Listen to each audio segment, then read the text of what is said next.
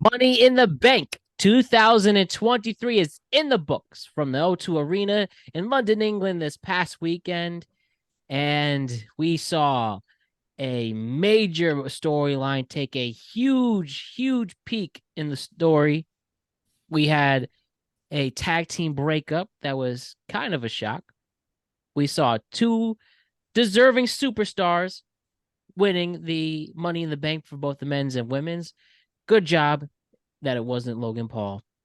And there's a lot of other fun stuff to get into. So let's get to it. The Money in the Bank reaction right now with Ryan and Jose. Good to see you guys again. Hey, what's up? Good to see you guys. All right. So let's get into it, guys. This new road to SummerSlam officially beginning and something to announce. And so you people are aware that on Saturday, August 5th at about 8 p.m., when SummerSlam starts, you can watch it with us. We are doing the next productive cast, a live stream of SummerSlam 2023, watching it together, and it's going to be really exciting. So we're going to have Jose and Ryan for that, and hopefully get some other fun guests along the way, and it'll be a good time. So let us start this road to SummerSlam by first talking about Money in the Bank, and let us definitely talk about the biggest story from this past weekend. The Bloodline Civil War took place. It was your main event. The Usos versus Solo and Roman. And in the end, the Usos were the ones. They defeated Roman and Solo. They win the Civil War, or I guess a major battle in the Civil War. And the big thing to come out of it was that Jey Uso pinned Roman Reigns clean. Roman's first clean pin since December 2019. Tell me your initial thoughts about that, guys. Boy, do I know how to pick them, huh? Mhm. I mean, Man, I did predict the Usos. I even said I would love to see them pin Roman. I think that makes the most sense. Although I was a little less confident in that, I won't take too much credit on that.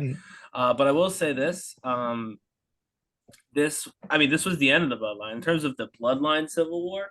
That's done. There's no more Bloodline. I mean, who knows what Solo's gonna do in the coming weeks? He looked Uh, pissed. I think. I Not, mean, not as pissed as Roman with that meme we no. have forever. I mean, it's gonna be it's gonna be Solo and Paul going together. I don't know what exactly that looks like, but and it might not be right away. But we're on the collision course now to Jey Uso versus Roman Reigns. I'm glad that Jey got this pin because this is the payoff for anyone who's hopeful that Jey Uso is going to finish his story. That happened at Money in the Bank. He and his brother proved that they're better together than apart, and that they don't need Roman Reigns. Like that's Jay's story. He's a tag team wrestler. The Usos are, and this is not really something I'm willing to debate, the greatest tag team in professional wrestling right now. They might even be, I mean, they're one of the all-time greats, obviously, as well. But right now, there's no question. Certainly in WWE, probably in the world. I know that depending on the show you watch, there's probably a couple names you could pull out as potentially topping the Usos, but not in WWE, that's for certain. So they told their story. They got their win. This was their huge moment, and Jey got to pin his cousin clean. And that was important because it shows that Jey can beat Roman Reigns. Now, with Jimmy by his side, with the fans by his side, he can win. He's going to lose at SummerSlam. He's not winning the title, guys. But I do think that this was an awesome moment. I think that the match is going to be very good at SummerSlam. Um, I mean, without a doubt, it's gonna be. It was. I mean, some of Roman's best matches of this entire run were his first matches with Jey. So I'm very excited. hmm. um, I'm very complex on where they're gonna go. I can see it's gonna be Jay versus Roman, but I don't know about Solo and Paul Heyman though. I mean, how would you get there, Roman? If we're expecting Roman Reigns, Oh, he'll just fade away. I don't think he'll attack Roman or anything. I don't think they'll do like a Keep breakup in with mind Solo. the trial of Roman Reigns is this Friday on SmackDown. Yeah, and I mean they could walk away from him Friday. I don't know. I don't think they will. I think they'll tease that a little longer. And I don't think it's going to be like Solo attacking Roman or anything. I think Solo's going to walk away, and then Paul Heyman, as kind of a dig, is going to see, he's going to see where the writing is. I mean, the Usos said it before this match. Jay is not trying to run this family. He doesn't want to be the future tribal chief of the family. That's Solo's deal.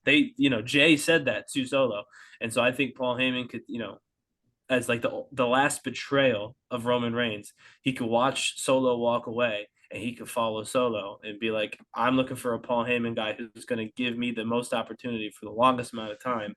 Roman's the sinking ship. Solo's the future tribal chief. I'm going with him. It doesn't have to be a long, drawn out feud. It can just be Solo goes on his own. And I mean, we've got the world's weakest United States champion on SmackDown. Solo could snatch that thing up literally Friday night in the next segment.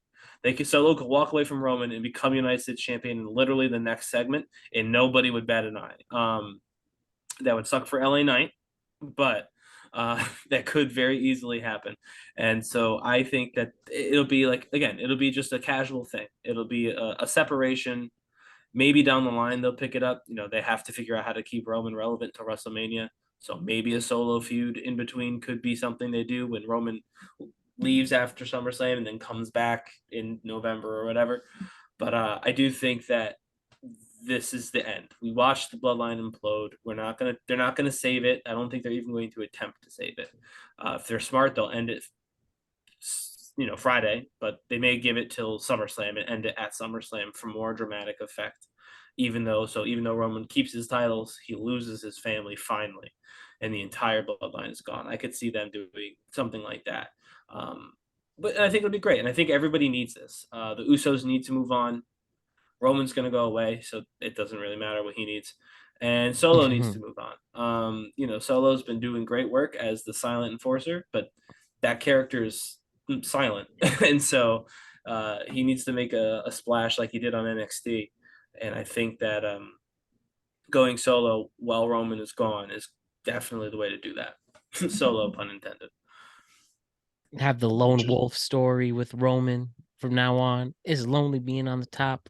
Oh yeah, exactly. He can run that. And his only real feud after this is with Cody. And that's ready made. His Cody feud is I beat you already. And Cody will be like, but not this time, you have no family. He'll be like, beat you once, I can beat you again. Like, you know what I mean? Like it's gonna be, that feud is already booked. They don't even have to worry about that. They just have to get there. As long as they can get Roman to the start of that feud's already locked and loaded, ready to main event WrestleMania.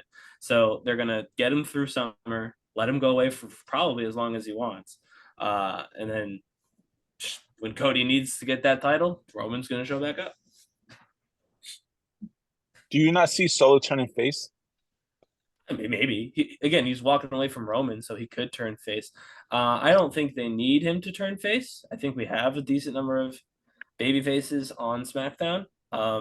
In the main event scene, or in the upper mid card scene. Obviously, the main event has nobody of anything. It has no one outside the Bloodline in the main event scene. But yeah, I think that they need just as many heels as faces on SmackDown to challenge for the U.S. title. So I don't think he needs to turn, officially turn. Obviously, the Usos have turned. They are faces. They've been faces. But I think the turn of LA Knight has probably made that less likely because, I mean, he was supposed to be, a top kind of obnoxious heel. But right now on SmackDown, you've got Austin Theory, but that's not working. Grayson Waller, he's pretty untested. I happen to like Grayson Waller as an avid NXT fan. I write and cover about NXT frequently, so I know his work. I'm very impressed with Waller, but most people don't know Grayson all that well. So he's not a proven guy. We'll see how he does with Cena. So I could totally see Solo, being the monster bad guy to hold that U.S. title and take on a couple of baby faces for a while until someone can dethrone him and he can move on to the main event. Yeah, I feel like the U.S. title, LA Knight's taking it. I do too. I'm just, in general, I can see him sticking around that kind of area as the primary heel. And maybe, again, LA Knight versus Solo Sikoa. You have Knight and Paul Heyman on the microphone. That could be fun for a few months. Yeah, I feel that's the thing. I can't get rid of, can't see Paul leaving Roman yet. Not until Mania. I just can't picture Roman Reigns turning face.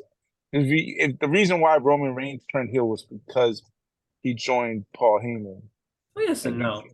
I like to think that he turned heel and Paul Heyman joined him. I like to see them as two things that happen separately at the same time. Personally, I don't know if I never got the sense that Paul Heyman made Roman a bad guy. I got the idea that Roman turned bad and Paul Heyman saw an opportunity. I mean, Paul Heyman's always been that way. But I felt like with the casual fans, you kind of emphasize that Roman is like, this was their way to show fans right. No, Roman's a bad guy. Look, he's with Paul Heyman. But I don't think losing Paul Heyman needs to turn Roman face. I think obviously Solo joining with Paul Heyman will keep Solo as a heel. Paul Heyman is a heel character, and he as an accessory to a wrestler makes them a heel almost by default. Although CM Punk was not a full-on heel when he had Paul Heyman. So it can be done, but I think if he leaves, Solo won't be turning. But I don't think Roman has to. I don't think if Solo leaving has to be a Roman turn. Again, it could just be a team parting ways. I don't think it's going to be a violent fight. At least not right away. I don't think it's going to be, Roman tries to get Solo back. I think Solo leaves Roman, and Roman just does I don't need you. You know what I mean? Like, well, whatever. F off. I don't need you.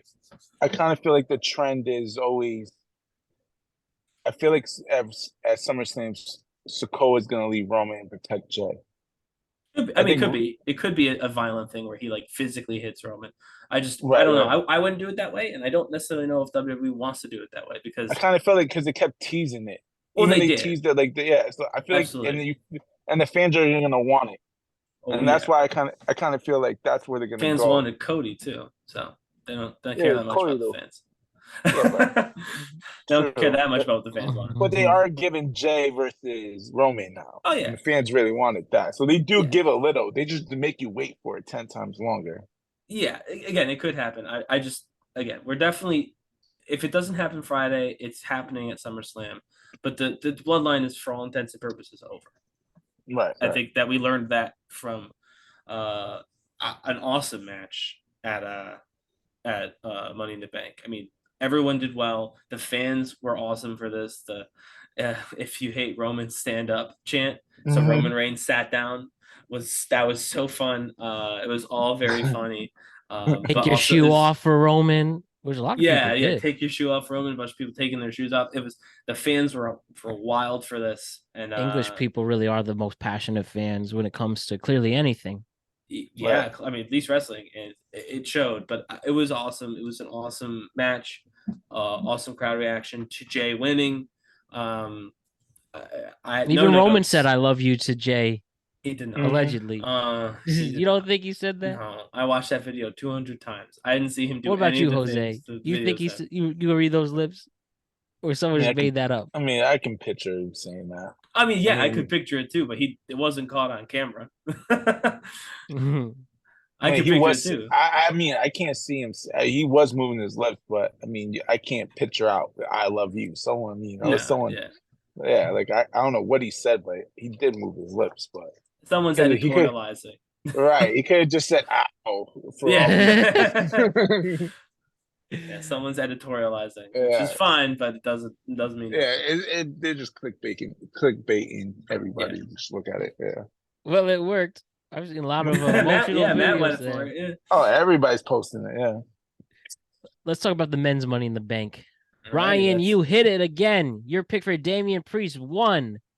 LA Knight didn't win. Stupid. Logan Paul not winning. Very good. But all in all, is LA Knight not winning stupid though? No, it's fair. It is a fair right call, I will say. But for the sake of fantasy, I wanted LA Knight to win. Yeah. But I understand it's the right move. But you were saying, Jose? I felt like now you want either you're.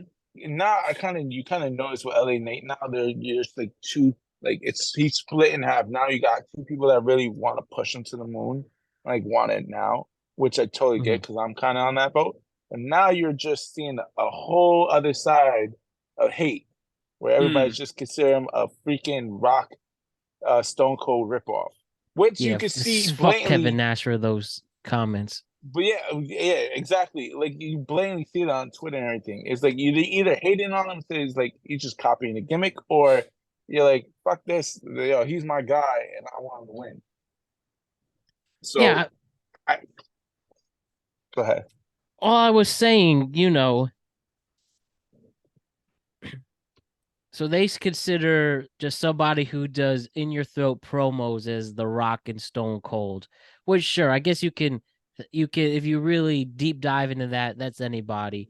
And I guess this is gonna be a lame excuse, but there's all these great WWE wrestlers who have borrowed, gimmicks from other wrestlers, and obviously like the Hulk Hogan admitting that he just stole his shtick from Billy Graham, and I believe Ric Flair did as well. That they stole this shtick. I mean, it just depends on how you're feeling the morning on Twitter, and now maybe Threads making that type of comment. I don't think that's a reason to hate LA Knight. I think LA Knight's holding his own, being him, and just if you want to say somebody is, just a killer on the mic and insulting people to their face as The Rock and Stone Cold, well, you have to say that about CM Punk. You have to say that about John Cena as well. You have to say that about Paul Heyman. So Kevin Nash needs to do what he needs to stay relevant in the spotlight, and he pulled it off. And enjoy your couple of days of relevancy in wrestling Twitter. Okay, like 6 things. Number 1, Logan Paul should win a singles title, potentially the WWE title, sooner rather than later. You can check out that entire article at RPP95, posted by Daily DDT. Check it out. Give it a like, retweet. Tell me how stupid I am. You wouldn't be the first person. We'll get into that in a different episode, though. I won't focus too much on Logan Paul because he didn't win this match, although I think he did very well in the role he was asked to play. He also took a very scary move, and with the help of Ricochet, made it look okay. The Kevin Nash thing. I think we should probably pump the brakes on hating Kevin Nash. Kevin Nash, by and large, when it comes to the old timers, is one of the better ones on Twitter and beyond. He seems far more connected with modern wrestling fans than say a Jim Cornette or really any of those old time promoters, etc. So I won't completely trash what Kevin Nash said. Also, partly because it's a little true, but as LA Knight would say, let me talk to you. Stone Cold's gimmick was kind of just a catchphrase, and The Rock was kind of just a collection of catchphrases. Like, how would you describe The Rock's gimmick? Rude person with catchphrases is probably the best. How old? I know how old Matt is. Jose, how old are you? 39. Roughly 39. Mm-hmm. Okay, so you were actually around a little bit in the Attitude Era. So you may have a little bit more nostalgia attached to Rock and Stone Cold, and that's totally fine. But as someone who watched after them, I didn't start watching wrestling until after that. I'm younger than you are. Looking at it from a fresh perspective, not having grown up idolizing The Rock or Stone Cold in my wrestling, his gimmick is rude guy who has catchphrases, and Stone Cold's gimmick is like, I don't know, kind of beer drinking redneck. I wouldn't use either of those two things necessarily to describe LA Knight. And even if I did describe LA Knight as rude guy with catchphrases, that's such a generic gimmick that you couldn't possibly tag someone for infringing upon it. Like, it's the same as people playing the weasel heel.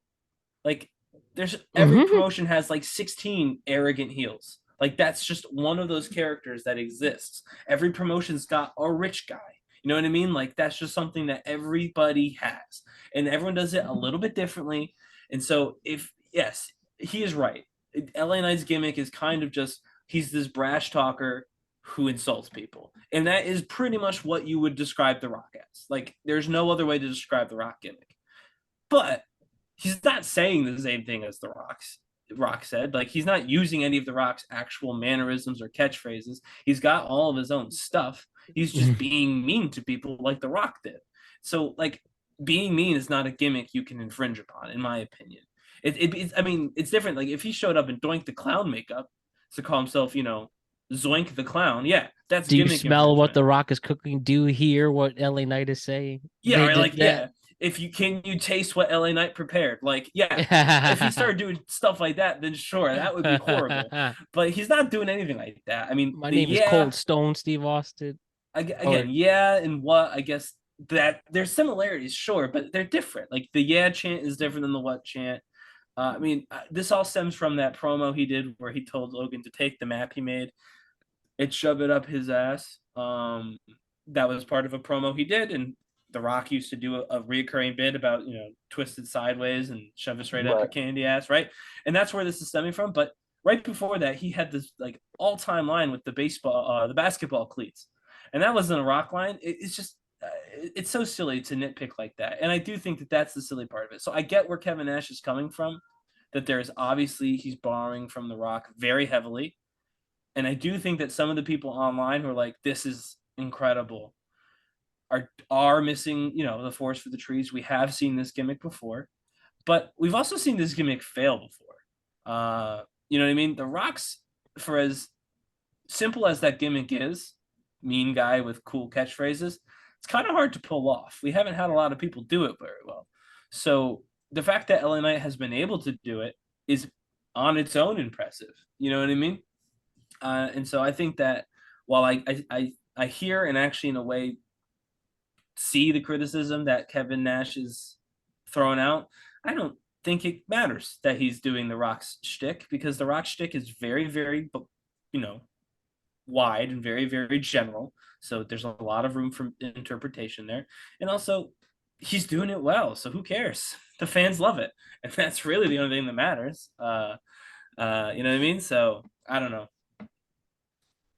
That's right, That's where I land on exactly. that. So, but continuing back to the Money in the Bank match itself. So Damian Priest is the one to take the belts. Against the match, like I said, the match I think was just a bit underwhelming. I thought the women's was much better. It was fine. I'd give it a 6 out of 10. Some cool spots, some okay spots. But Damian Priest is ultimately the one. And now let us put our thinking caps.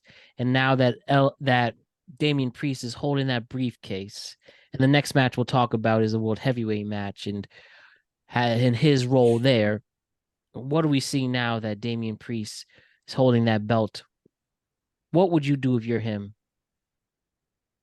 Or so what would I do if I was him, like actually, like in kayfabe, or what do I think they're gonna do? Basically, what do you think they're gonna do? But yeah, I mean, if you want to play the character role, what would you do? I mean, You could do obviously, that, but if you're Damian Priest, you wait until whoever's champion is weakest, be it Finn Balor or Seth Rollins, and you cash in on them.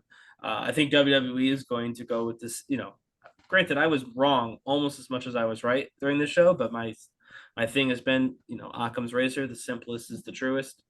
That's a rough translation, but I think that they're going to have him cash in on Finn Balor. Finn Balor is going to win the title finally, and Damian Priest is going to cash in. Finn Balor turns face. Judgment Day goes its separate ways, with Rhea and Dom moving away, Priest being champion, Finn being the challenger, Seth being pissed off.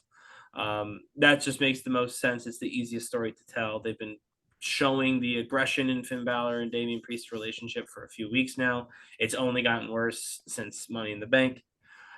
I would love for that to not be the case. I'd love for them to go the other way. I would love for him to cash in on Seth after Seth beats Finn again. Unfortunately, this means Seth's going to have to lose the title soon. But I think he'll get it back, so it's not a huge deal. And then Finn attacks Priest, jealous that his friend was able to, take his hard work and cash in on it, whereas Finn's been waiting 7 years and still couldn't get the job done. I think heel Finn is better than the face Finn for WWE. They know how to book him better as a heel. And so I think that it would work much better if he went from challenging Seth for the title to challenging Priest for the title. That's just my personal opinion. I don't think they will do that, but if I was in charge, if I was booking, what's going to happen next, I think that's a more compelling character arc for both men. Priest thinking he was, doing the right thing, cashing in on Seth, not on Finn. Like, his boy couldn't get the job done. No disrespect. So he came in and he got it done. He won the title for the Judgment Day. And then Finn, lets that jealousy kind of sear into his mind, and he loses it on, his teammate and destroys the Judgment Day. That would be how I would do that, personally. And hopefully they do it that way. But I think it's probably going to be Finn wins at SummerSlam, where he won the title the first time. Big celebration, finally, after all these years, gets his win back on Seth, or gets his win on Seth, and Priest cashes in on him. That's probably what's going to happen. Yeah, honestly, you want to know what I think? I think Finn's going to cost Damian Priest the cash in. They're going to do another failed cash in? I like that better because it adds a little spark and it makes Finn's character grow some more development from that. He's gonna. I love Damian Priest, but he's not old enough to hold that title. And if he is, compared to who? Brock Lesnar, you're gonna think Brock Lesnar will beat him. You think Seth Rollins in a rematch clean? You think Seth Rollins. Cody Rhodes, you think Cody Rhodes. He's not over enough to where you can make the people believe that Damian Priest can win clean. So what I can see Damian Priest cashing in, and Finn Balor costs them. He's out of Judgment Day. I don't think they're going to disband Judgment Day at all. They're just going to get rid of Priest? The Priest will turn good. I can see him build them up slowly, get him up in the ranks, and then he might win it. Finally get like a one-on-one, and you can believe he can get it. I just can't see him cashing in and winning it on anybody. I can see they're going all in on Finn Balor turning heel. Like, he will be the number one heel. Yeah, he seems to be. I like that a lot. Yeah. So I can totally see Damian Priest coming in, thinking, fucking, what's the name? Let's just use the example, Cody Rhodes. It looks like it's going to be a triple threat. They're aiming a triple threat with Cody Rhodes, Brock Lesnar, Seth Rollins. Seth Rollins barely wins the triple threat. Damian Priest comes in to cash in. And there's right there when he hits the freaking move, like his finisher on Seth Rollins, there's Finn Balor betrays him right at the end. Everybody's like, what the hell, right at the end. I can totally see that. Yeah. And they can just replace him because, like they're saying, everybody's saying what's name is going to join, and you can build him up. Yeah, McDonough, you add him into the mix and put him in the story where it's supposed to be Finn versus Priest one-on-one. McDonough comes in, and you just now established him on the main roster, upper tier.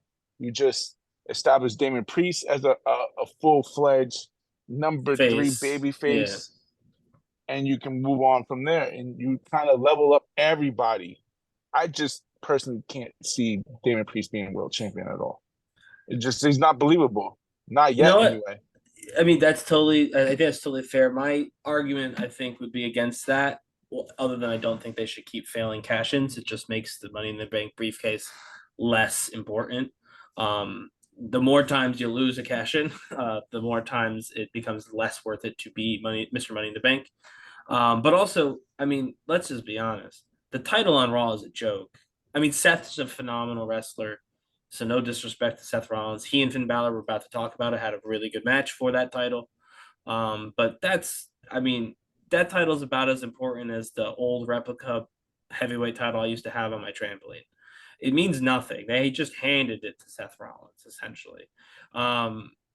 So if you're going to hand an untested guy a title to run with for a few months to see what could happen, that's the one to do it with. This new world heavyweight title. It's not established. Seth's not even Seth's a world champion class athlete and on their roster. That's not even negotiable. But he doesn't feel really any more important than he felt before he won that tournament, despite being the champion. In my opinion. So I think that Priest could hold that, and you know what? If it's a failed experiment, it's a failed experiment. But he's gonna have a win over Finn. That hopefully gives him some momentum. I think that this is the right time. I think that Seth. I get why they gave it to Seth first. He's instantly credible, makes the title instantly credible. But I think that Roman Reigns is instantly credible. We've had the credible champion. If we were just worried about who was the most real champion, then we wouldn't have made a second title. I think this title is supposed to be here to give guys because WWE's upper mid card is packed right now. Do you And think? so Do you really think that? I do. I That think there's- that this title was for that. It was for guys like Priest or Knight or Do you want to? Reed. Would you like to know what I think? Sure. I think they're going. It's network contract season, and Roman Reigns ain't gonna be in both networks. Can't be. You also got and correct. So now Roman Reigns is not on Raw at all anymore. So now you're in contracts, network contracts right now. You're not putting Damian Priest, that's not known to be the number one man, to be your valuable champion while you're trying to negotiate deals. You're putting Seth Rollins. Well, if that's the case, then you got to. The only option is to give it to Cody Rhodes. Seth Rollins, Cody Rhodes, or Brock Lesnar will be those three will be champion. If we're going purely off of that, then it's Brock or Cody. I mean, you got to. You have to. It's not a coincidence that all of a sudden now we got a champion. Wait, I'm on my final deal, my network deal, and now I'm renegotiating now, and all of a sudden it pop up a new championship. You're trying to establish it, especially the USA. Fox is trying to stay with SmackDown. USA is trying to play hardball now. Yeah, I don't think. I mean, there's a world where they go to Disney for both. Yeah, but that seems to be the trend. Actually, Fox will get everything. Disney Plus will get WWE. Peacock just loses all of it. But I don't think that. I mean, you might be right. And honestly, if somehow Seth gets inserted into this Brock Lesnar Cody rematch that we're getting, then I'll agree with you 100. If that becomes the triple threat match, then you're 100% right. They'll probably do exactly what you said, because that means they're going to put the title on Brock Lesnar to be like, look at what we got for you. Please keep it going. And if they do that, that will be nonsense, because this title's entire existence is supposed to be as a working title. So I'm taking WWE at their word. They've done really well thus far in the Triple H era of telling fans what to expect and then delivering on that promise. WWE told me like 6 times in a row, right after Cody Rhodes lost in the dumbest booking decision in WrestleMania history. I'll say one of.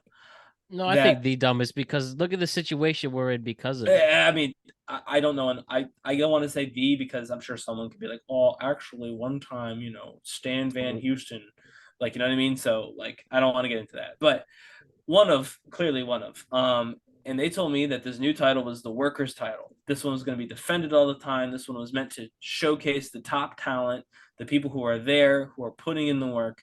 No one, and I actually do mean this against LA Knight as well. This is just facts. He got over massively on the microphone. No one has put in more work in the ring than Damian Priest so far. I mean, he's had standout after standout performance, and they've made him lose all these performances because he can take it, because he can look good in a loss. And so I think that they're going to reward him. I think they're going to reward him with the win.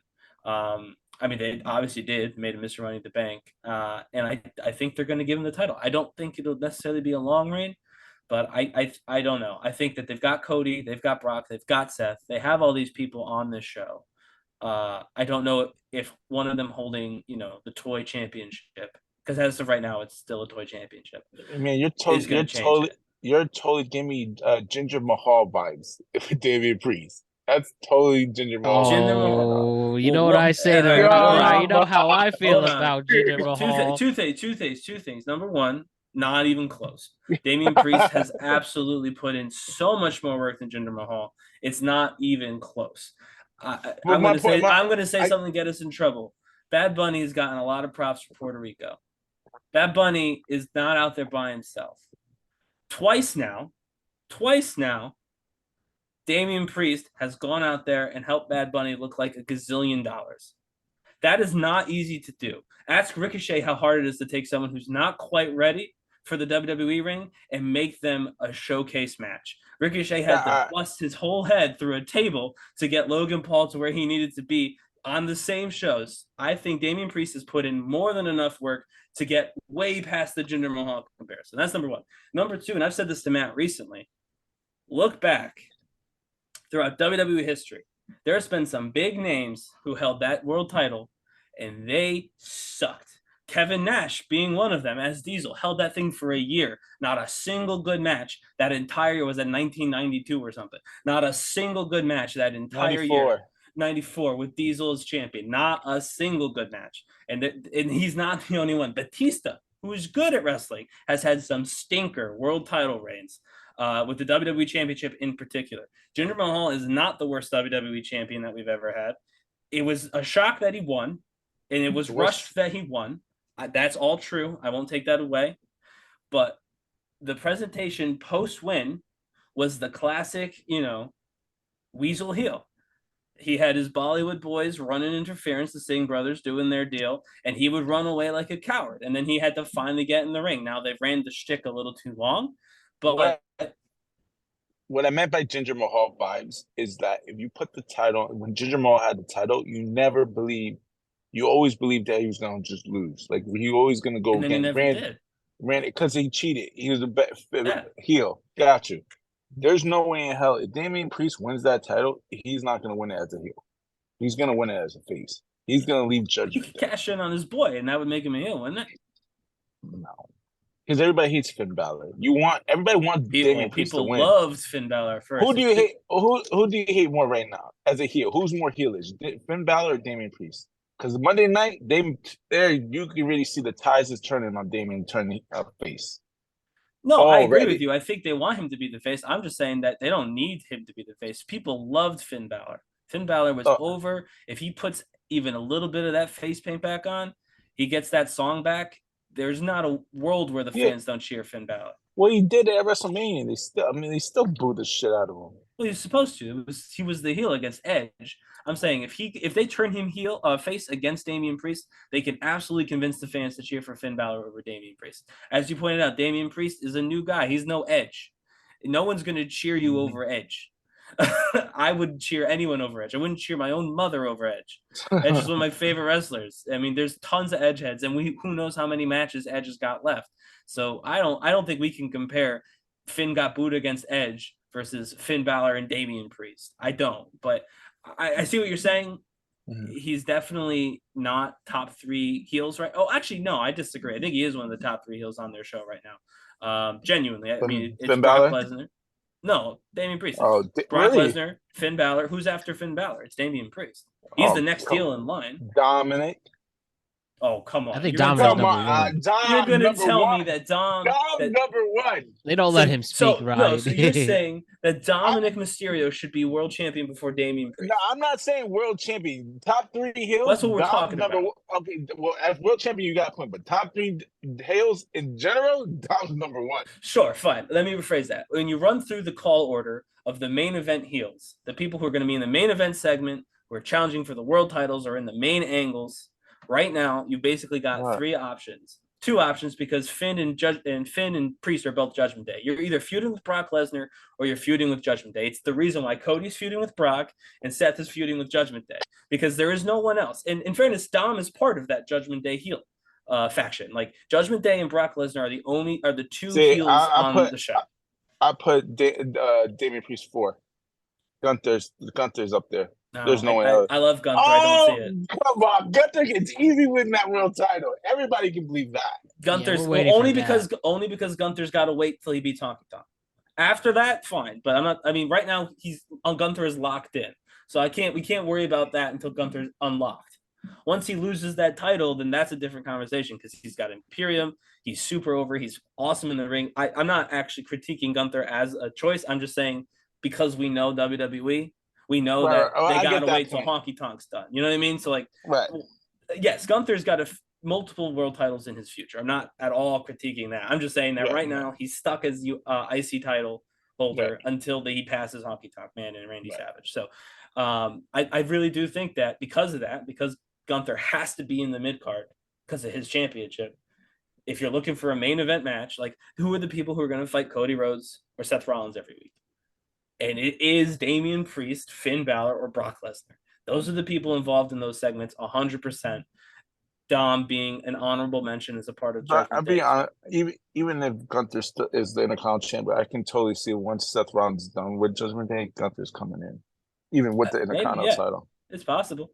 I hope they don't, because I would like to see him win his first world title feud, and he won't win the title feud as Intercontinental champion. So I would love to not have him get pinned, but they might do it. Again, they don't have that many people, so you can tell as soon as Drew McIntyre takes that title away. Yeah, well, and I think that's why he's straight. back. Yeah. It's Yeah. Drew's going to take it from him as soon as possible, and then Gunther moves up. I think that's exactly what's going to happen. But they just don't. They're not there yet, right now with Gunther because of their own plans. Right. And so I do think that Damian Priest is. Again, maybe I'm just higher on Damian Priest. I'm the only one who picked him to win this match on our group, so that's entirely possible too. Mm-hmm. But whether it's my own just Damian Priest fandom or me trying to read the tea leaves, I think that he is more than ready to take a run with this title in particular, and I think that they can tell some interesting stories between the top of the card, between Judgment Day and between Seth Rollins, with Damian holding that title for a bit. So I would not at all discount Damian Priest winning that championship from Seth or Finn at SummerSlam. I think that he's going to have a far lengthier, I think Io's going to have a far lengthier run as Miss Money in the Bank than he is. I think they're going to get that off of him quickly, regardless. Any other final thoughts regarding this, or also with Seth and Finn battling? Pretty much all the points were hit in that, so it's a good combined segment there. But anything regarding those match itself, I think was fine. The World Heavyweight one, and Damian Priest. I tell you this right now: Ricochet is fighting Logan Paul at SummerSlam. Ricochet got one shot to get him out of where he's at now. And if he blows this one, you might as well get ready to sign your AEW contract because he's done after this. If he messes up this one, he got one shot. You think he could pull it off? Yeah, he can. I mean, you ever seen him in Lucha Underground? How nasty he was. If he can pull that out, the problem is if Logan Paul can keep up and don't try to do stupid shit like they did at the last, even though it was Logan Paul's fault, and it's doable. If anybody can do it, it is Ricochet. I see him live. He's amazing if you let him give him a chance to do it. And I think Logan Paul put the trust in him. Right. Oh, yeah. I think it's doable, but it's a lot. It's like a world title shot because if he can pull this off, he's gonna get up there. He's gonna be in the upper tier mid cards. He's gonna be up there. Like I said about Damian Priest not moments ago, he got so many flowers for what he did with Bad Bunny. And Ricochet is going to do the same thing with Logan Paul. And he has the benefit of Logan Paul being a legitimately talented athlete. They have for a little under a year set up Ricochet as like Logan Paul's his nemesis. Stunt double. Yeah, because they had it in the Rumble too. These two have been kind of linked for a little while now, and now they're doing this match. I think that I don't know who's going to win it. It could be Logan Paul because he's lost. In fairness, Logan Paul has lost every single match he's been in since last SummerSlam. Oh, Logan Paul is definitely going to come over. Yeah, so just to be clear, Logan Paul's going to beat Ricochet, but I think he's going to put on a very, very good match with Ricochet, and I think that the people flippy match. Yeah, the people backstage are going to notice that, and I think Ricochet is going to find himself in a much better position post Logan Paul than he finds himself in pre-Logan Paul. And you think about it, freaking Logan Paul is putting Ricochet over on his podcast right now. Millions of people listen to his podcast, and he's getting so over right now. Logan Paul has done plenty for Ricochet, and Ricochet is going to help Logan Paul massively. Correct. In that match, and Logan Paul's good. Logan Paul's a good wrestler. He's a phenomenal athlete. I think that's going to be a good match. He can totally be put in that Kofi Kingston spot. Oh yeah, if you can build up with a title after that. That's what I'm saying. 20 years down the line, but he did do it. But you can slowly, if he does really great, you can slowly build a slow build to him. Anything is possible for Ricochet. I think so too. And Prince Puma was an awesome character. Lucha Underground, my favorite wrestling promotion of all time. I will say, to answer Matt's question before we move on, Finn Balor has been putting in awesome work. I think that we a lot of that was missed in our conversation. We won't have time to really cover it, but Finn Balor has been doing great. I said this on the last podcast, and I do mean it. If this was a month removed, if the first match was SummerSlam, if they had found something else for Seth to do at Money in the Bank, and everything that Finn was doing now, he started doing, this week. I could totally have seen him beating Seth. He's been doing so good. His self-righteous heel, but you feel it because it kind of makes sense. I think he's been phenomenal, and I think that Finn, like you said, outside of Brock Lesnar, is the top heel on Raw, and I would love to see that continue. Again, with the jealousy angle, and let him be that number one heel because he's killing it right now as the heel on Raw. Hey, I think it's his time, and I really hope Jose's prediction comes true that he is the one to take it as a heel. And as I mentioned with my LA Knight argument, it's time to get some more legitimate stars here, and you clearly have the talent for it. And whether it's not only LA Knight or a Ricochet, the list, Gunther, the list is there. It's time to make more legitimate stars than the ones that, have been there for a long time. And these are some good opportunities to do it. So with that, and talking about one more Judgment Day related thing, and then we'll go on to some other stuff with Cody Rhodes defeating Dominic Mysterio by pinfall, beats him clean. It's about an 8-minute match. Crowd goes crazy for Cody. Dominic, man, it must be really tough to be Dom. Like, seriously, they legitimately don't like him. I mean, those type of boos just to speak and legitimately getting in the way of his promos that he needs to do to move the story along. And then, well, yeah, when you see a match like that where Dom plays probably the biggest chicken heel ever, like, all I watched for 8 minutes was Dominic running away from Cody, like Jerry running away from Tom. I mean, I'm good. That match should only be like 5 minutes instead of 8 minutes. 8's fine. It was fine. It was a pay-per-view match. But that's somebody I understand. He's just annoying, but he's playing the annoying guy really well, and will have that grasp, I guess, with his mommy. But what else do we think about this where Cody did his match to get his Money in the Bank paycheck? We obviously know it's going to continue with Brock. But regarding this match itself, what did you think? I overthought it. a little bit. There are some unconfirmed reports that Brock was originally scheduled to run in during this match.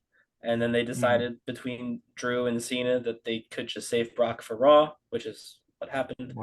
Not Randy. But I overthought it, and that's okay.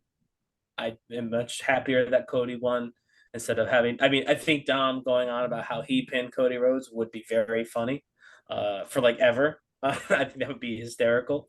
But I think Dominic's going to move on to a more manager role. I think Rhea's been kind of his valet, for lack of a better term, for a few months now, and so he's going to be the kind of her manager going to SummerSlam and beyond. She's going to get some real challengers soon, and he's going to be part of her story. They're connected, and she's definitely the star. So he got his moments. He helped Cody get his paycheck, like you said, and now he's going to go ahead and just be obnoxious on the microphone and let mommy do the talking, or in the ring rather. So he'll do the talking and let mommy do the fighting for a couple of months. Because can I say one thing? Oh no, keep going. Up. Finish your thought. But I was saying they should not split those two up. No matter if Judgment Day implodes, that's fine. Whatever. Those two need to stay together for at least another year. It's helping both of them massively. This is so random, and should have been brought up a long time ago.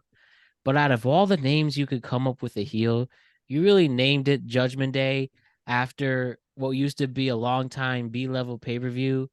What is a movie? That's Edge. That's Edge's fault. Don't blame it. Don't blame them. Oh, Edge's writer's fault. Come on. Out of any of the things you could have thought of, I just wanted to say that. Jose, this match. Honestly, I just can't wait for Drew McIntyre to win the Intercontinental title so Dominic can take it from him. Because you so know it's going to happen. Think of it all the past. Think of all the past. Santino, Beth Phoenix. Santino won the title. You think of Eddie and China. Eddie won. Those storylines always had the other man with the title. So I can so see chicken heel bullcrap. He's going to win a title. And I can so see it's going to be against someone that's overpowers him, and somehow he pulls it off, and that's just gonna shoot him up all the way to the top. They're gonna ride this out, and it'd be so perfect if it was Dominic versus Drew for the Intercontinental title, and Dominic Other pulls it than off. Drew might quit. Yeah, but I think if you're gonna see, here's my thing. You have Gunther that's so over, and we already know we're predicting either Drew's gonna take Gunther's title. You're not gonna put that. You're not doing that unless he signs. Right. Exactly. Yeah. And he's gonna want to get off the Intercontinental title eventually. True. So you're gonna put Dominic over, and you're gonna get your comeuppance in some type of way, whatever. Mhm. But and eventually get back into the title hunt right after. Oh yeah, I Like agree. he's not gonna. So it just makes sense that Drew takes the title, so Walter can move on to the heavyweight title because that's where he's eventually gonna go. And then Drew can put over Dominic, and then he can get up there, and then you can start 4-way feuds or whatever, and move up that way, and still have Dominic stay in the upper mid, be like one of your top heels, and still be in the top mid card section, and start putting over other babyface mid card. So I can totally see that, and Absolutely. it should. I think you're probably right. I like if not Drew, someone like Drew. Right. Maybe Roman. And destroy the whole wrestling community with that one. Probably. Just kidding there, of course. So the women's Money in the Bank took place. Awesome ending. Io Sky's the winner. Glad it wasn't Becky. Glad it wasn't anybody else. But Io Sky is on a great path to greatness. So good stuff for Io Sky. What do we think about this match? And when is Io Sky going to beat up on Bailey and start cashing in at the right time? And what's with all the Becky hate? Hold on, we're just gonna skip past the Becky Lynch hate. I'm not hating. I just didn't want her to win, and as I mentioned, didn't you pick her? This is my thing. He did pick her, yeah. You picked her. Wait, did I pick her? I picked her. I picked her to win because I thought that they were just gonna. Why the hell you pick her when you wanted to win? I didn't want her to win. That was more of the head versus heart type of stuff. But yeah, I did pick her to win, but I didn't want her to win. I also. This is my thing about just creating new superstars. Like I love, of course, the people who've earned it, but just it's somebody else's turn. And this isn't a great example of that. And with Io Sky now, having the second longest Money in the Bank, women's Money in the Bank reign. Yeah, so for 5 days. She just didn't cash in. There's a lot of cool things that can lead to that. But before we get into that, the match itself, what would you think? Dude, London loves Bailey. Made me wish I had picked Bailey. Made me wish Bailey had won. They sang to her the whole match. It's so fun. But I think the match was good. I mean, it was really good. Trish Stratus in her first ever ladder match. That's awesome.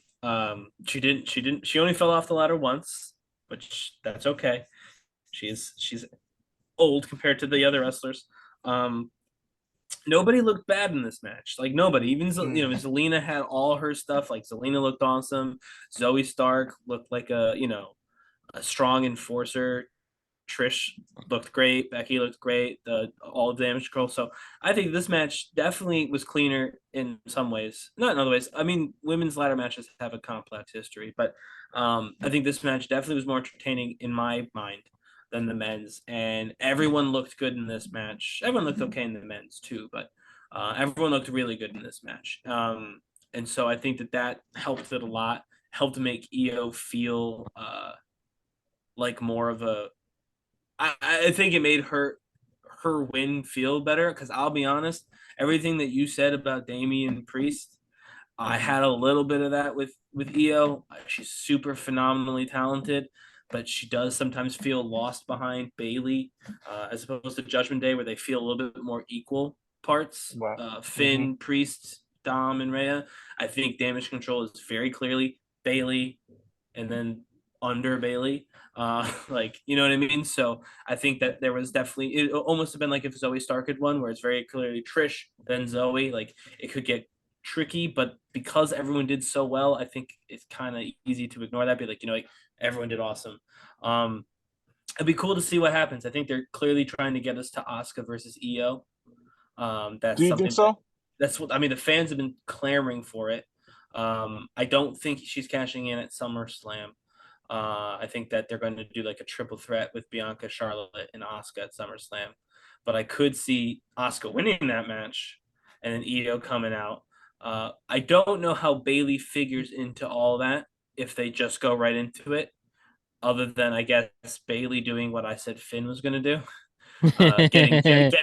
getting jealous of Io's success and attacking her. That's I definitely happened. would love to see them find a way to get Bailey back to being a face. It's been a long time. Hearing London cheer for Bailey repeatedly over and over again made me miss old Bailey, where we could just cheer for Bailey and like Bailey and have it not be weird. So I would love, love, love for them to figure out how to keep Io as the heel and make Bailey the face when Damage Control splits up. But I don't. That's much harder to do and much more complicated, and it's probably not as good television.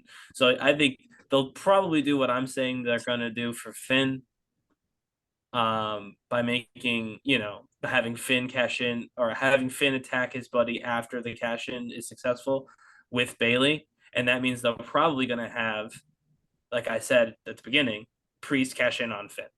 Because those stories are too similar. They have to differentiate them somehow. So in one case, the Money in the Bank is going to cash in on the not Money in the Bank person in the group. And in the other one, the person who didn't win Money in the Bank is going to attack the person after successful cash in. So you pick which one you want to do which. I know which one I'd prefer, but I think that's probably what they're going to do is Asuka versus Io. And then they'll have that match. They're both Japanese, right? Just to make sure. They are, yes. They are both Japanese wrestlers. Yep. That'd be pretty historic. Yeah, and I think that again, I don't think that the cash and they'll do this in the Tokyo Dome. No, probably not. But I don't think the cash in will be the only time. I think that they'll have a proper match afterward where Asuka challenges Io for the title that Io stole from her through Money in the Bank stuff. So I think that match will do well. People will be really excited to see that match. Both wrestlers are very good. Io has been phenomenal in every match she's had on the main roster. So, all right. I'm thinking Io's just gonna cash in regularly and be a champion for a while. I think they're gonna use the Bailey feud for a little bit, kind of mess with everybody and the timing of when she's gonna cash in. I think she is gonna cash in on either Asuka. I can see Asuka or Charlotte. Yeah, because Charlotte, I can see Charlotte winning it from Asuka. Charlotte takes too many freaking vacations. She wins the title, she puts someone over, and she leaves for 3 months. It's always good to beat Charlotte, right? So you can never count that. You always look better after beating Charlotte. Right, exactly. So I can totally see Charlotte beats whoever's the champ, Asuka or what's her name, Bianca, and then comes in Io and then takes it from her, and then you got to kind of get a setup feud. You can go with Bailey again. You can bring it with Asuka. You can set up a lot going on with Io. A lot of differences, but you need to keep Bianca Belair away from Io. Is Bianca Belair? Yeah, of course. Is Bianca Belair a heel or a face? Didn't she cost? What's her name? She's technically a face, but she's definitely turning. What? I didn't see SmackDown. Did she cost Charlotte Flair the title? Like, what the hell happened there? Yeah, I mean, they're beefing, but no, she's not turning. We got to remember, Charlotte Flair is my favorite female wrestler of all time. She's also thoroughly unlikable. You're not turning heel by attacking Charlotte Flair. No one's going to be like, oh, I can't believe she hit Charlotte. What is Charlotte, a 960-time women's champion? Like, no one's going to be mad that you beat up the Nepo kid. And I don't mean that, to be clear. I think Charlotte is phenomenal in her own right. I'm talking as a regular fan. You're watching TV, you're not going to be mad. Is Charlotte really your favorite female wrestler, man? Yep, of all time. 100%. Oh, shit. 100%. I was there when she main evented WrestleMania. I was at that WrestleMania. Oh, nice. And I was the only person probably in the entire building cheering for Charlotte. Everyone was cheering for Becky. Had a couple of Ronda fans, UFC people. And I was the only one when Charlotte came out in the helicopter. I was like, Yes, let's do it. Come on, Oh, Mhm. come nice. on, my queen, Charlotte Flair. But nope, obviously she And, was not meant to win. hey, Matt, who's your favorite Who's my favorite women's all wrestler? It time? was it Yeah, all was time. all time. It actually was Bailey, believe it or not. I've Oh, always Oh, had a really? Bailey, big yeah, thing there. Bailey's Yeah. awesome. You know who was my That's favorite interesting. growing up as a kid? Who? And she wasn't a good wrestler at all, was Maria. That was my favorite. She was really my favorite as a kid. My She had a God. great theme song though. Legs is an Yeah, the awesome theme zebra song. heads. I remember that with legs like Awesome that. theme song. Yeah. And My favorite wrestler. looking back, My they favorite. they really did some very sexist stuff to her. Looking back, Mm. like Yeah, very true. bad. Like Mike, I really hope she pulled her weight at that. Like, ugh. Anyways, Legs, come on. Yeah. I mean, Great, Snoop great. Dogg just made out with her just because. Like, Oh, what the? Remember that Wrestlemania moment? I Like, do. I come do. on, man. She's not an object. Anyways, Maria, I hope you hear this. Jose, your favorite women's wrestler? Miss Kitty. Miss Kitty. Really? Miss Kitty. Anybody that can flash the boobies all day and like 3 papers in a row got my money. All right. I mean, sure. There you go. It was a different time. Yeah. Oh man. Shout out to Miss Kitty, whoever's out there. Wherever you are, Miss Kitty. Oh boy. You won So my heart.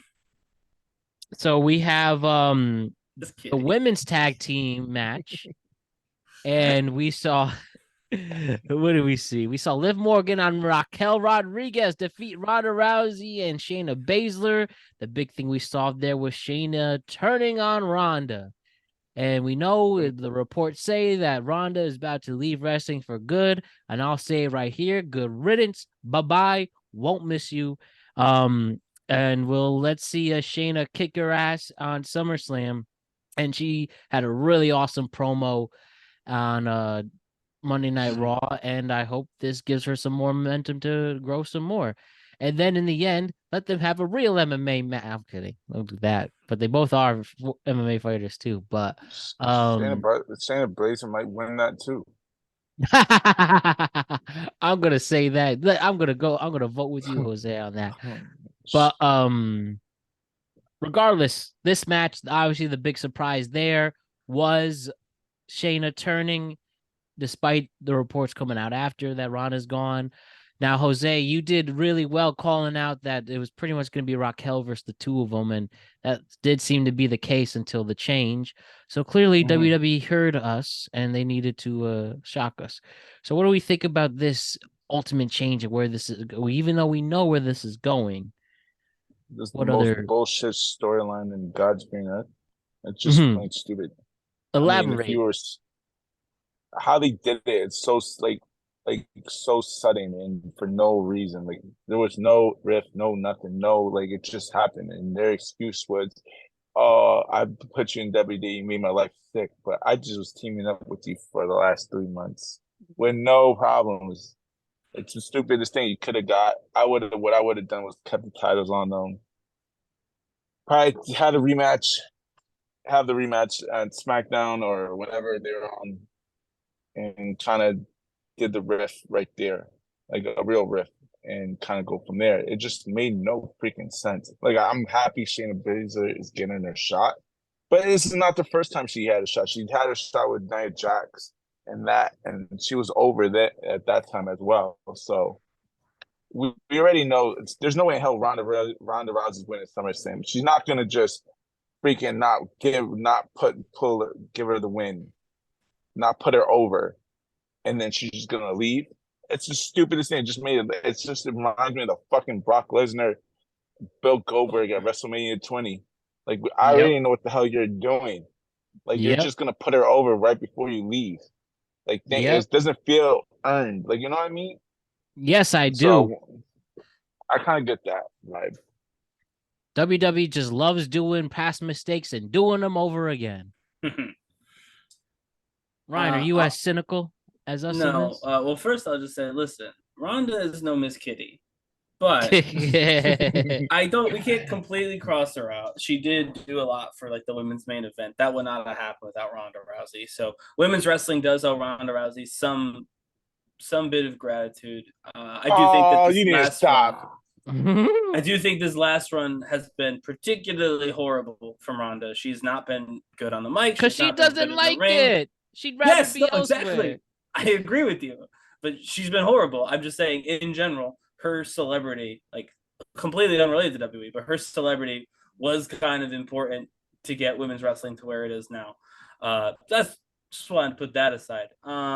Yeah, this was super rushed. It doesn't make sense. There was a much better version of this where like Shayna was pulling all of Ronda's weight for like a couple of weeks. You know what I mean? Like a couple title defenses, title defense after title defense. Ronda drops the ball because she doesn't care. You know what I mean? Like she's just there for a paycheck, and Shayna has to do all the work to keep those titles. And then finally, they get to a match like we saw at Money in the Bank. And Shayna says, "You know what? Screw this." Chokes out Ronda, be like, "Do it yourself," and leaves, and Ronda loses.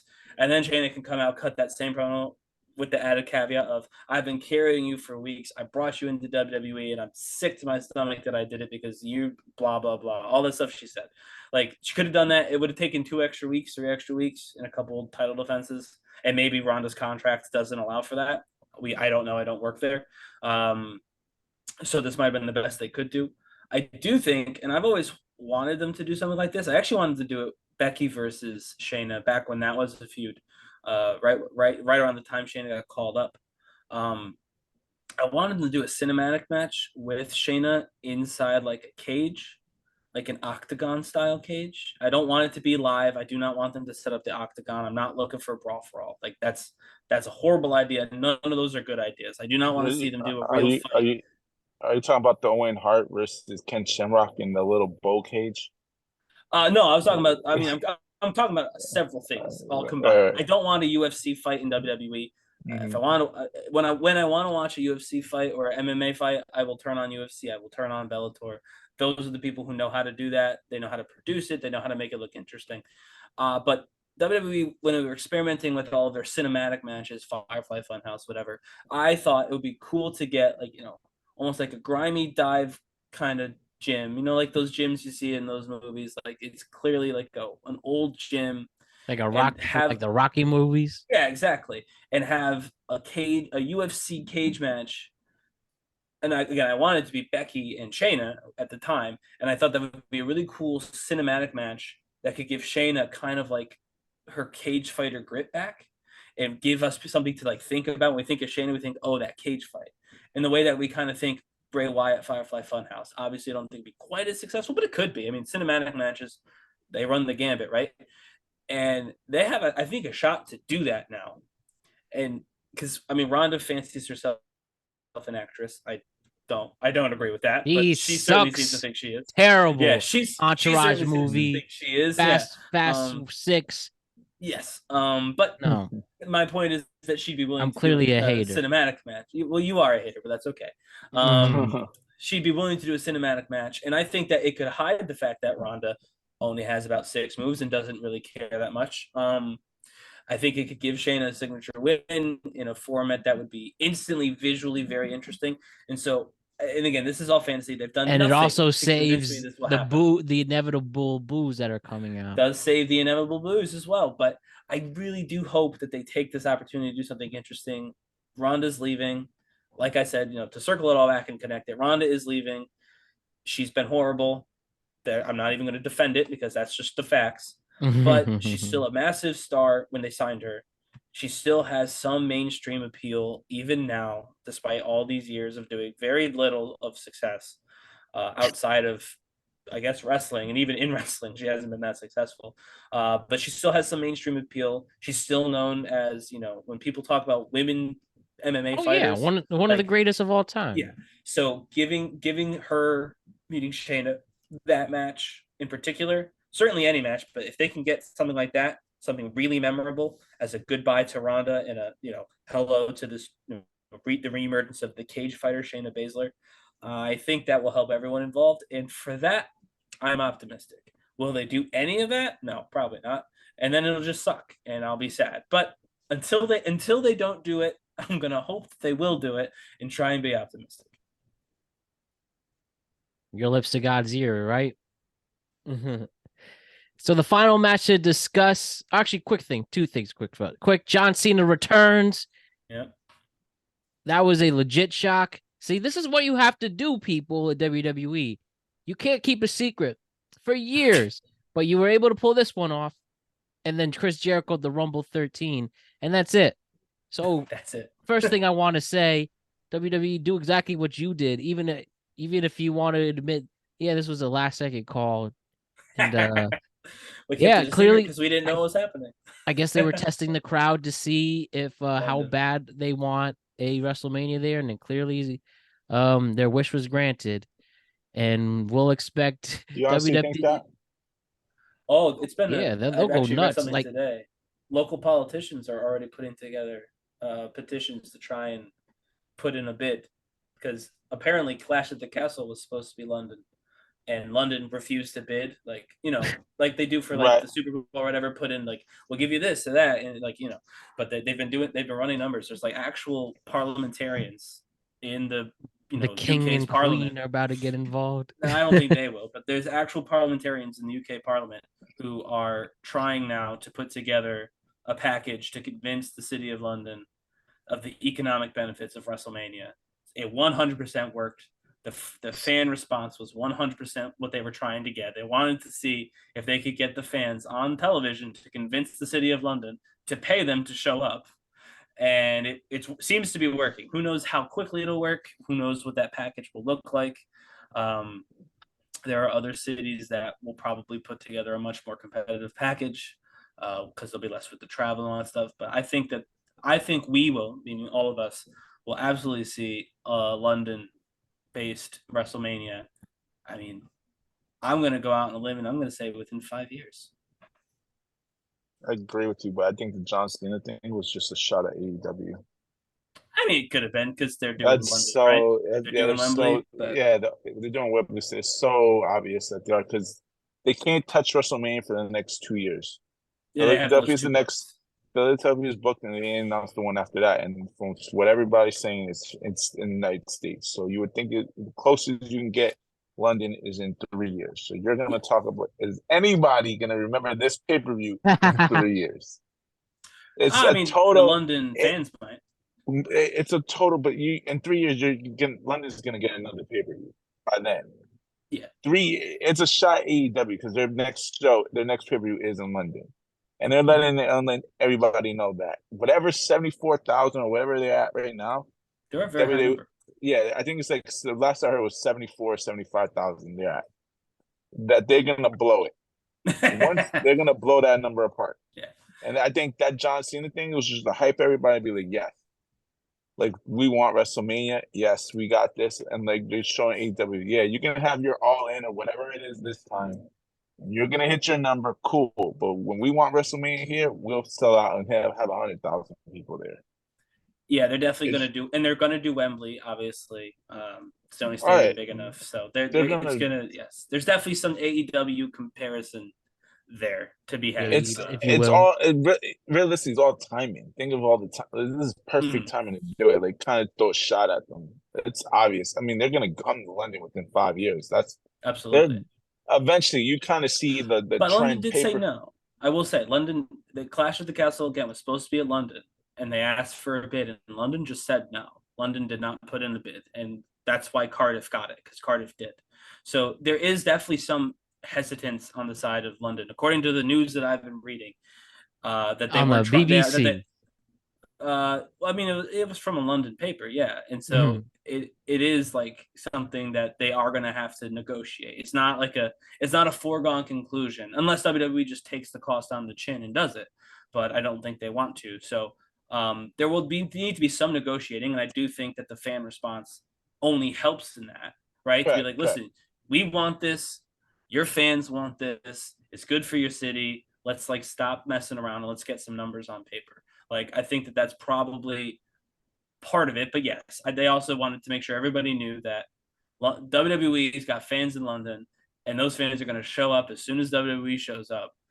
And AEW and everyone, but AEW in particular, should keep that in mind as they do their Wembley show, which by all accounts is exceeding their expectations and is doing awesome numbers. So, which is good. I mean, obviously, better wrestling for everybody is better. Period. So, Are they going to bring William Regal to the negotiations? I don't know. Maybe if I mean, they you kind think of it'll have to, help. right? I thought it was William Regal and Paul Burchill. Paul Burchill. I don't think he's still with. Is he still with them? No. He was a pirate. Remember that, Matt? Pirate Paul Yeah. Burchill. And things get a little hairy over there. They got a pirate with them with a sword. They make him walk the plank. better than his second character. That's for sure. The final match. Wasn't that his second character? His first Sorry, character was supposed to be the third the character. incest. No, that was Wasn't so the he- incest came that was after. the- Incest okay, was yeah. after the pirate. Yeah. I can't This is believe my WWE. cousin, and we sleep with each other. That was his character before he got fired. I would have been a pirate my whole career. Be like, don't make me sleep with my cousin. Just let me be a pirate. There really is a sick human beings who actually decided that and put that on. His the name is wall. Vince. Yeah, I know. His name is Vince. Sick human being, singular. come on. You don't remember the Katie Vick storyline? Come on now. It's as bad as it gets when necrophilia is involved on a mainstream network like that. Look up Claire Lynch from TNA. That's pretty bad too. But even the censors have to approve that, or there really are, putting their back to that. I mean, well, nothing really beats the live sex celebration. That was an actual thing. Missed that is as opportunity risky that Dom as and it Rhea gets. have not done that yet. Missed opportunity that hasn't happened yet. Oh my god! And if I don't want to know how when horny people are for that. That'll be a tough day Dom on beats threads and Drew Twitter. McIntyre for the title, as we discussed, that needs to happen. Pay homage, yeah, definitely. But it's got to be twice as funny and twice as goofy. It cannot be serious in any way. But they have to announce it as if it's serious. Unbelievable. Final match was Gunther and Riddle. Gunther beat him pretty bad, but we had a returning Drew McIntyre kicking ass, and we love seeing that. And though Randy Orton didn't come back, it seems that RK Bro and Drew are teaming up. What were the suggested names? Mac and Bro, Mac Bro, all of that. Well, Imperium has 3 people. Drew and Matt are 2 people, so they need 1 person to join them to go up against them at SummerSlam. And that's, I guess, the only thing we really care about regarding this feud is Randy coming back for SummerSlam to do that 6-man tag match. That's what's happening, right, guys? Or Sheamus. We don't want that. We want Randy Orton. Just saying. That's definitely not Sheamus. I don't know that Randy's actually ready. I know that I saw the reports that Randy's ready. I saw it. 2 weeks before that report came out, the report was Randy may never wrestle again. So how you go from may never wrestle again to returning at Money in the Bank in like a week and a half, that means that one of the 2 people doesn't know what they're talking about. Go ahead, sorry. No, genuinely, to go from I may never wrestle again to actually I'll be back next week means one of the 2 people who was reporting these 2 stories is just making it up. And it could be the person saying he may never wrestle again. That's a total clickbait headline. You know what I mean? But so is Randy Orton returning at Money in the Bank. Those are both clickbaity headlines. I don't know that Randy Orton is healthy. I've heard nothing that makes me feel like he is healthy, more so than isn't. Like, I've heard nothing to be like, oh, he's definitely coming back versus, oh, he may never wrestle again. I've heard equal numbers of both.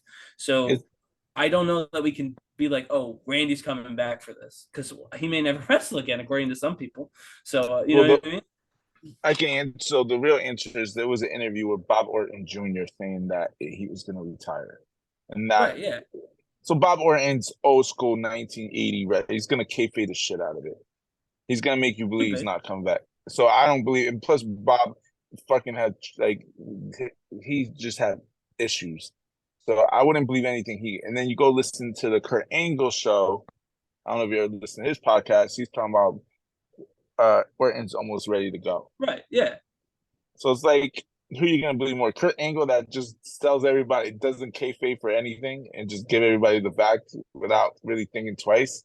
Or Bob Orton that just mumbling shit, passing. But we got to just keep in mind, Bob Orton is, Randy's dad. Yeah, but Bob Orton's kayfabe. Oh This no, guy, he could be. Yeah, this I'm not is the saying he's same guy. not. Yeah, this is the same guy back in the '80s walking in public with a arm cast, and his arm is totally fine. Like he knows the rope. Listen, I totally get that. I get that he's a preacher, the old school with the kayfabe. I get it. But also, if you were retiring, your dad is someone who would know that. You know what I mean? Like, I don't think we could just discredit. Oh, he's probably lying. Like Yeah, but maybe, if but I don't. right, You know what I mean? Like, it's but also you very would possible he's retiring, and he told his dad, "Yeah, listen, man, my back really hurts. I got real fucked up. I can't do this anymore.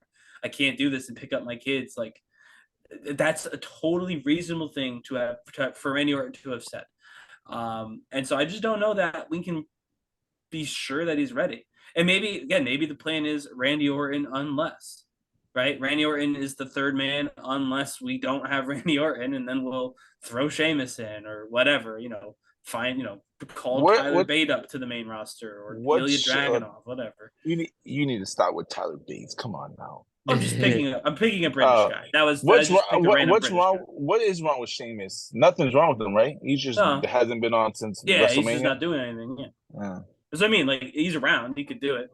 And Right. there's other European wrestlers like Tyler Bate, Ilya Dragunov, and NXT. If you want to do a one-off thing for like one show, like so. Again, maybe it's Randy Orton, unless, and that's totally Not possible. I you. don't know if we can promise it's Randy. Sheamus is a good pick. You're good with that because I feel like if you're gonna, if any reports is true that he's hurt and he is gonna come back, you're like your window is really closing with them. Mm-hmm. So you're gonna shoot him off. You're gonna either put him as a heel and then just shoot him off to the heavyweight title as fast as Right, to possible. feud Go with for it. Seth or Right. whoever. You're not gonna waste your time on a triple threat match or try anything stupid. Like just it'd be total waste. God Yeah, forbid something else happens. yeah. I mean, like I said, if he's back and he's ready and he's like, "No, I'm good to go," then I'm sure they'd love to use him in this match because it could build Right. to RK Bros implosion. Right. But I don't know that we can be certain that he is back. And so I think that this match, obviously, the surprise was Drew, and that sets up that bit. And I think we can all agree that Drew is the next challenger for the Intercontinental title. May not be at SummerSlam. They may do a tag team match at SummerSlam. But Drew's got next, and again, the tag team match helps them pad that time to get him closer to beating the record without having to beat everybody in a singles match. But I don't know if we can. I'm sorry, Matt. I don't know if we can promise you Randy Orton. If they can, I'm sure they will. It'd be an awesome moment.